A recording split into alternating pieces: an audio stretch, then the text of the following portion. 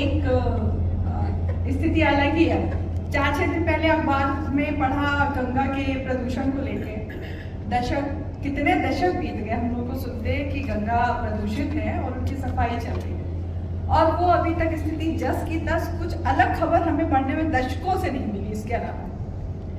तो और एक जो लाइन थी ना कि गंगा का पानी आचमन के लायक भी नहीं, तो ऐसी उसके बाद 2-3 दिन तक दिमाग में वो घूमती रही। और एक कल्पना क्या, जो विस्मृत अतीत था वो जागा, वो मेरा ही अपना, कि ऐसे पानी लेके गंगा का देखा और गंदा था तो छोड़ दिया, आचमन नहीं किया।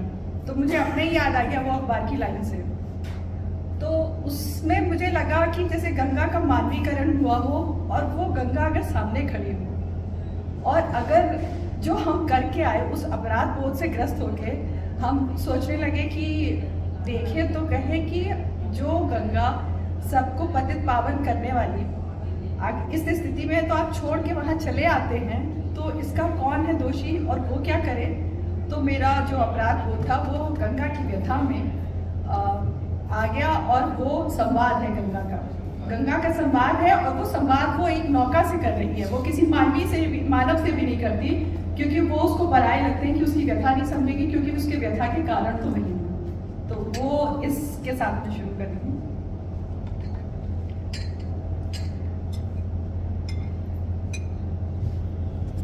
तट पर वो स्त्री झुकी रुकी फिर ठिठकी थी।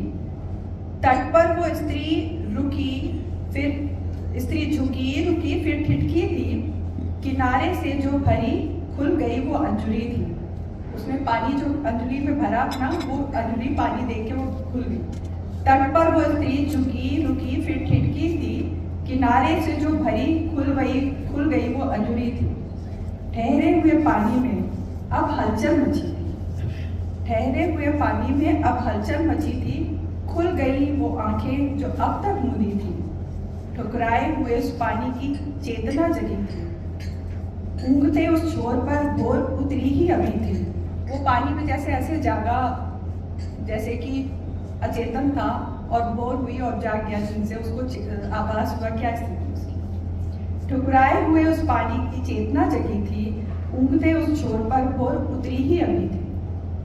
स्त्री ने जल में तैरती देखी कुछ गंदगी थी। स्त्री ने जल में तैरती देखी कुछ गंदगी थी। नदी तो आचमन के लायक भी नहीं थी।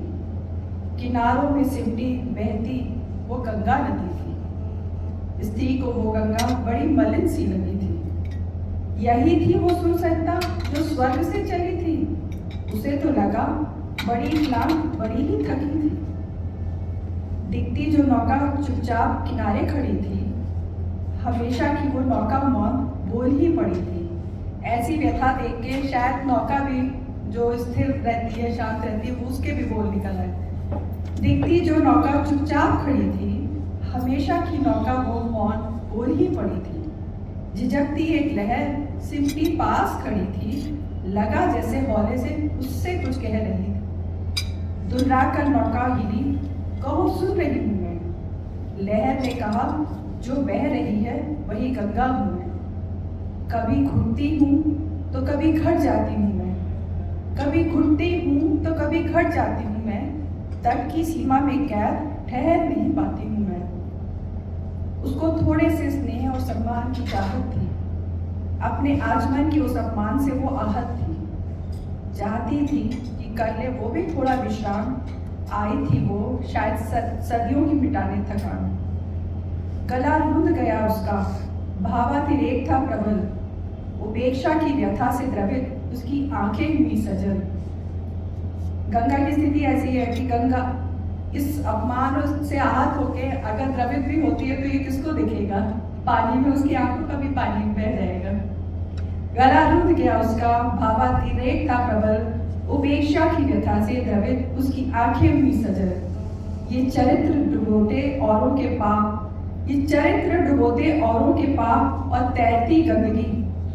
बोली कि धोती ठोती बहाती हूँ मैं सारी जिंदगी। अपमान और उपेक्षा की बढ़ाती हूँ सहन शक्ति। मुक्ति तो देती हूँ पर नहीं मेरी अपेक्षा है भक्ति। क्या करूँ किससे कहूँ अपनी गाथा कथा, तुम स्त्री हो शायद समझोगी मेरी ये व्यथा। अब ये वो संवाद कर रही है नौका से, जो कि किसी वो स्त्री जो उसका पानी आचमन का फेंक के चली आई है, उससे वो संवाद करती नहीं, क्योंकि उसको लगता नहीं कि ये एक समान धरातल पे वो उससे बात कर सकती है। उसको नौका, जड़ नौका में ज्यादा संवेदना दिखती है। क्या करूं, किससे कहूं अपनी गाथा कथा, तुम स्त्री हो शायद समझोगी मेरी ये व्यथा। पार लगाने का काज तुम भी करती हो, अनथक मेरे ही जैसे तुम भी ढोती हो बोझ बड़े अकृतज्ञ। मुझ पुनीता को मिलता है संग पाप और मैल का, क्या संसार में कोई साथी था ही नहीं मेरे मेल का। मैं बिना रुके प्यासी ही बहती रहती लगातार, अपना ही पानी पी नहीं सकती बिना परिष्कार। तन का मैल मन का पाप और नालों का उद्धार, करती ही जाती हूँ करे जा रही हूँ खुद पर अत्याचार। खुद में बहते आते नाले देख मैं कभी तक नहीं छोड़ती, पत्थर मलबे को समाये हुए बहाव की मर्यादा नहीं तोड़ती। भावुक हुई वर्षा से द्रवित तरल, जब बारिश का पानी आता है तो जैसे लगता है ना कोई रोके भावुक होके रोके बहा जा रहा है। भावुक हुई वर्षा से द्रवित तरल मैं रास्तों से मुंह नहीं मोड़ती, ताप की पीड़ा से दुर्बल विरल हुई मंदधार से घाट जोड़ती। जब ताप बढ़ता है तो पानी कम हो जाता है, गंगा के पानी की धार पतली हो जाती है, लेकिन घाट से वो नाता बनाए रखती है, वो छोड़ के नहीं जाती, वो अपनी मर्यादा में बनती है, नियम अनुशासन मानती है। तो खुद में बहते आते नाले देख मैं कभी तक नहीं छोड़ती, पत्थर मलबे को समाये हुए बहाव की मर्यादा नहीं तोड़ती। भावुक हुई वर्षा से द्रवित तरल मैं रास्तों से मुंह नहीं मोड़ती, ताप की पीड़ा से दुर्बल विरल हुई मंद धार से घाट जोड़ती। जन्म मरण जीवन भरण, जीवन पोषण करती तो जीवन भरण एक शब्द योग में इस्तेमाल किया है। जन्म मरण जीवन भरण सब पथ पर सत्कार किया, बोलो तो मानवता ने क्यों मुझसे भीषण प्रतिकार लिया। पातक को पावन करूं ले सिद्धि उतरी मैं स्वर्ग से, खुद ही दूषित हो गई भ्रष्ट पतित इस संसर्ग से। मानवता को हमेशा पाला पोषित भी किया है और उबारा है, पर मेरे प्रवाह की उदारकता को आज के समाज ने नकारा है। फिर भी मेरी धारा परामर्श का फिर से देती है सहारा है।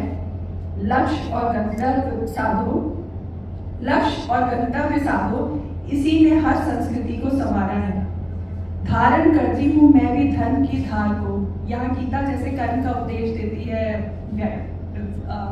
गंगा शायद हम सब लोग ये धारा के इस प्रवाह में ये देख सकते हैं। धारण करती हूँ मैं भी धर्म की धार को, कर्तव्य को निरंतर कर्म के प्रवाह को, चिरंतन गतिशीलता के इस बहाव को, उपलब्धि और उद्धार के पवित्र भाव को। मेरी अनवरत यात्रा, यहाँ ये गंगा मानवता को एक चेतावनी दे रही है कि भले ना मेरा उद्धार करो, लेकिन मेरी अपनी यात्रा मेरा उद्धार करने के लिए पर्याप्त है, तुम अब अपनी सोचो।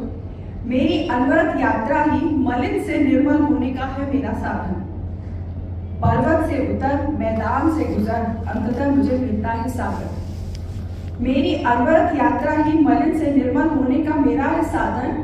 पर्वत से उतर मैदान से गुजर, अंततः मुझे मिलता है सागर। सारे मालिन्य को खपा वहां मेरा तो होता है सहज उत्कर्ष। अब सारा जितना भी यहाँ से दूषित पानी है, कुछ भी है, सागर में खप के खत्म होता है, अंत में वो फिर से ताप से उठती है भाप बन के और ऊपर मिल जाती है, फिर से शुद्ध होके वो पहाड़ से बह के आती है। सारे मालिन्य को खपा वहां मेरा तो हो सहज उत्कर्ष। मेघ मिलाप से, बादलों से जो मिलाप होता है इस भाप का, मेघ मिलाप से भाप भार हिम हो पर्वत बिखरता सहर्ष। मेघ मिलाप से भाप भार हिम हो पर्वत बिखरता सहर्ष। जलधारा की गति है तब जिससे भागीरथी बनी पतित पावनी है। अपना भगीरथ अब स्वयं बन, अपनी जीवन गति तुझे ही साधनी है।